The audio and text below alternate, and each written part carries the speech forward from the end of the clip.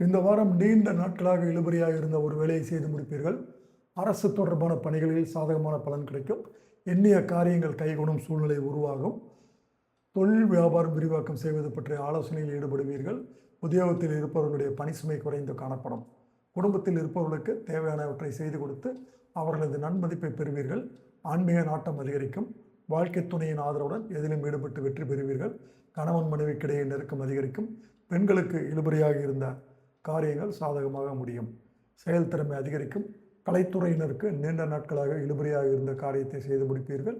அரசியல்வாதிகளை பொறுத்தவரையில் வீண் மனஸ்தாபம் ஏற்பட்டு நீங்கும். மாணவர்களுக்கு தேவையற்ற எண்ணங்களை விட்டுவிட்டு மனதை ஒருமுகப்படுத்தி பாடங்களை படிப்பது வெற்றிக்கு உதவும். கார்த்திகை 2, 3, 4 பாதங்கள். இந்த வாரம் நண்பர்கள் மூலம் எதிர்பார்த்த உதவி கிடைக்கும்.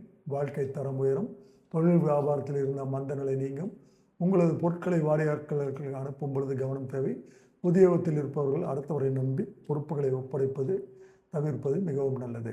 ரோகிணி, குடும்பத்தில் இருப்பவர்களின் ஒத்துழைப்பால் வீட்டிற்கு தேவையான பொருட்களை வாங்கி மகிழ்வீர்கள். கணவன் மனைவிக்கிடையில் இருந்து வந்த மனவருத்தம் நீங்கும். பிள்ளைகளிடம் அன்பாக நடந்து கொள்வீர்கள். அடுத்தவருக்கு உதவி செய்யும் பொழுது கவனம் தேவை. வீண் மனச்சங்கடங்கள் ஏற்படலாம். பண வரத்து திரும்பி தரும். மிருகசீரிடம் 1, 2 பாதங்கள். இந்த வாரம் முயற்சிகள் சாதகமான பலன் தரும். பணவரவு எதிர்பார்த்தபடி இருக்கும். எதிர்ப்புகள் விலகும். புதிய நண்பர்கள் கிடைப்பதுடன் அவர்களால் நன்மையும் உண்டாகும். மரியாதை கூடும். மனதில் துணிச்சல் அதிகரிக்கும். தன்னம்பிக்கையுடன் செயலாற்றுவீர்கள்.